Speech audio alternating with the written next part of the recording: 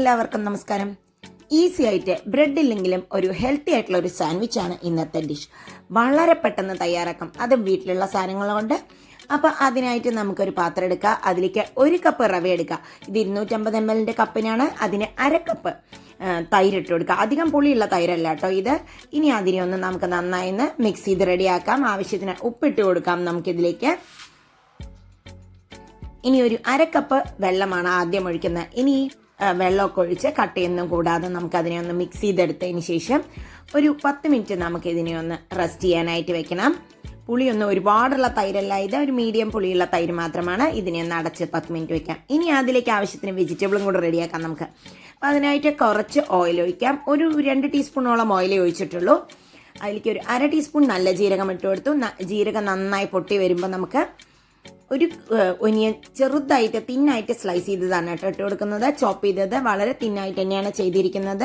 ഇനി ഇതിൻ്റെ പച്ചമണം ഒന്ന് മാറുന്നവരെ നമുക്കിതിനെ ഒന്ന് വഴറ്റി കൊടുക്കണം. ഒരു 3 പച്ചമുളക് ചെറുതായി അരിഞ്ഞതും കൂടി ഇട്ട് കൊടുക്കാം. ഒരു 2 ടീസ്പൂണോളം ഇഞ്ചി. ഇനി ഇതിനിലേക്ക് ആവശ്യത്തിന് ഉപ്പും കൂടി ഇട്ട് കൊടുത്ത് നമുക്കിതിനെ ഒന്ന് വഴറ്റിയെടുക്കാം. പച്ചമണം മാർഗ്ഗം മാത്രമേ വേണ്ടൂ, ഗോൾഡൻ കളറൊന്നും ആവേണ്ട ആവശ്യമില്ല.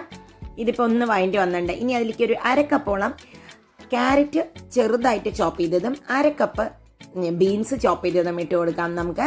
1/2 കപ്പ് ഗ്രീൻ ക്യാപ്സിക്കം കൂടി. അപ്പം നമുക്ക് ആവശ്യമുള്ള വെജിറ്റബിളും കൂടിയായി ഇതൊന്ന് സോട്ട് ചെയ്ത് ഒന്ന് വേവിച്ചെടുക്കാം. ഒരുപാട് വേവേണ്ട ആവശ്യമൊന്നുമില്ല ഇത്, പക്ഷെ അതൊന്ന് ജസ്റ്റ് സോഫ്റ്റ് ആയി കിട്ടിയാൽ മതി കേട്ടോ. ഇപ്പം ഇത് റെഡി ആകുമ്പോൾ നമുക്ക് കുറച്ച് മല്ലിയിലയും കൂടി ഇട്ട് കൊടുക്കാം. ഇതിൽ ഒരുപാട് മസാലകളൊന്നും ചേർക്കുന്നില്ല, വളരെ പെട്ടെന്ന് നമുക്ക് റെഡിയാക്കുകയും ചെയ്യാം. ഇനി അതിലേക്ക് ഓഫ് ചെയ്യുന്നതിന് മുമ്പായിട്ട് 1 ടീസ്പൂൺ ചില്ലി ഫ്ലേക്സും കൂടി ഇട്ട് കൊടുത്തിട്ടുണ്ട്. ഇനി ഇതിനെ നമുക്ക് ഓഫ് ചെയ്തിട്ട് ഒന്ന് തണുക്കാൻ വെക്കാം. അപ്പം അതൊന്ന് തണുത്തിട്ടുണ്ട്. അപ്പോഴേക്കും ആ 10 മിനിറ്റ് ആയിട്ടുണ്ട് കേട്ടോ. അപ്പം നമ്മൾ തുറന്നു നോക്കുമ്പോൾ ഇപ്പോൾ ആ റവയൊക്കെ നന്നായിട്ട് സോഫ്റ്റായി വന്നിട്ടുണ്ട്. ഇനി ഇതിലേക്ക് നമുക്ക് ആ വഴറ്റി വെച്ചിട്ടുള്ള വെജിറ്റബിൾസ് ഒക്കെ ഇട്ട് കൊടുക്കാം. ഇത് റവ കൊണ്ടുണ്ടാക്കുന്നതുകൊണ്ട് ഉപ്മാവിൻ്റെ ടേസ്റ്റ് ആണെന്നൊന്നും വിചാരിക്കരുത്. ഉപ്മാവിൻ്റെ ഒന്നും ഒരു ടേസ്റ്റ് അല്ല, ദോക്ലയുടെ ടേസ്റ്റും അല്ല ഇത്. ഇനി അതിലേക്ക് ഒരു 1/2 കപ്പ് വെള്ളവും കൂടി ഞാൻ ഒഴിച്ചു കൊടുത്തിട്ടുണ്ട്. ഇനി ഇതിനെ നന്നായി ഒന്ന് മിക്സ് ചെയ്തെടുക്കാം. ആവശ്യത്തിന് വെള്ളം മാത്രമേ ഒഴിക്കാൻ പാടുള്ളൂ. ഒരുപാട് ദോശയുടെ ബാറ്റർമാരി അല്ല കേട്ടോ ഇത്, ഒരു ഇഡ്ലിയുടെ ബാറ്ററിൻ്റെ കട്ടിയിൽ ആണ് ഉണ്ടാക്കിയെടുക്കുന്നത്. അതുകൊണ്ട് തന്നെ ആവശ്യത്തിന് വെള്ളം ഒഴിക്കുക. കുറച്ചായി വെള്ളം ഒഴിച്ചു കൊടുത്താൽ മതി.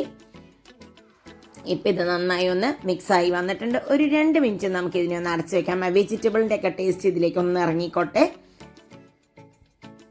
അപ്പോൾ ഒരു 2 മിനിറ്റ് കഴിയുമ്പോൾ നമുക്കിത് റെഡി ആയിട്ടുണ്ട്. ഇനി നമുക്ക് ഉണ്ടാക്കാം. ഇത് കണ്ടോ, ഇതാണ് നമ്മുടെ കൺസിസ്റ്റൻസി. ഇനി നമുക്ക് ഇത് സോഫ്റ്റ് ആയിട്ട് ഫ്ലഫി ആയിട്ട് വരാനായിട്ട് കുറച്ച് ഈനോ സോൾട്ടും കൂടി വേണം കേട്ടോ. 3/4 ടീസ്പൂണോളം ഈനോ സോൾട്ട് ഇട്ടിട്ടുണ്ട്. ഈനോ സോൾട്ട് ഇട്ട് കഴിഞ്ഞാൽ ഉടനെ തന്നെ നമുക്കിതിനെ ഒന്ന് മിക്സ് ചെയ്ത് യോജിപ്പിക്കണം കേട്ടോ. അപ്പം തന്നെ മിക്സ് ചെയ്ത് യോജിപ്പിക്കുക, ഉടനെ തന്നെ ഉണ്ടാക്കുകയും ചെയ്യാം. ഇനി നമുക്ക് സാൻഡ്വിച്ച് ഉണ്ടാക്കാനായിട്ട് ഒരു സാൻഡ്വിച്ച് മേക്കറാണ് എടുത്തിരിക്കുന്നത്. അതിലേക്ക് ആവശ്യത്തിന് ബട്ടർ 2 സൈഡിലും നമുക്ക് നന്നായി ഒന്ന് പുരട്ടി കൊടുക്കാം. ബട്ടർ പുരട്ടുമ്പോഴാണ് നന്നായിട്ട് തോന്നിയത് കേട്ടോ, ഒട്ടും ഒട്ടി പിടിക്കുന്നൊന്നുമില്ല. ഇനി ഇതുപോലെ നമുക്ക് അതിലേക്ക് മാവ് ഒഴിച്ചു കൊടുക്കാം. ഒരുപാട് തിന്നായിട്ടുള്ള മാവാവരുത്, അപ്പോൾ അതിൻ്റെ കൺസിസ്റ്റൻസി ഒന്നും പെർഫെക്റ്റ് ആവില്ല. നിങ്ങൾക്കിപ്പോൾ സാൻഡ്വിച്ച് മേക്കർ ഇല്ല എങ്കിൽ നിങ്ങൾക്കിത് വേണമെങ്കിൽ സാധാരണ പാനിൽ തന്നെ ഉണ്ടാക്കിയെടുക്കാം ഒന്നിച്ച്. പക്ഷേ ഷേപ്പ് ഇതായിരിക്കില്ല എന്ന് മാത്രം. അതാകുമ്പോൾ വേറൊരു ടേസ്റ്റാണ് വരുന്നത്. പക്ഷേ ഈ കണ്ടന്റ് കൊണ്ട് തന്നെ നിങ്ങൾക്ക് ഉപയോഗിക്കാം. അപ്പോൾ ഈനോ സോൾട്ട് ഇല്ലാത്തവർക്ക് 1/2 ടീസ്പൂണോളം ബേക്കിംഗ് സോഡ ഇട്ടാലും മതി കേട്ടോ.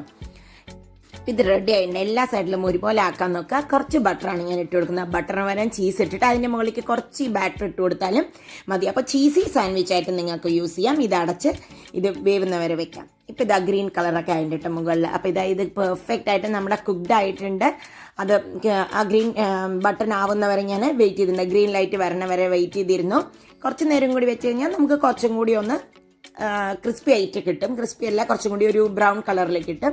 ഇപ്പോൾ ഇതാ 2 സൈഡും പെർഫെക്റ്റ് ആയിട്ട് വന്നിട്ടുണ്ട് കേട്ടോ. ബേക്കിംഗ് സോഡ ഉപയോഗിക്കുന്നത് വെച്ചാൽ നല്ല ബ്രൗണിഷ് ആയിട്ടും കൂടി വരും. ഞാൻ ബേക്കിംഗ് സോഡ അല്ല ഉപയോഗിച്ചിരിക്കുന്നത്. ഇതിനെ ഞാനൊരു 2 മിനിറ്റും കൂടി ഈ ചൂടിൽ ഇങ്ങനെ ഒന്ന് ഇരിക്കാൻ വേണ്ടി വെക്കുകയാണ് കേട്ടോ. ഈ ഗ്രീൻ ലൈറ്റ് പോകുന്നവരെ വെച്ചിട്ടുള്ളൂ. അപ്പോൾ ഇതാ നമ്മുടെ സാൻഡ്വിച്ച് റെഡി.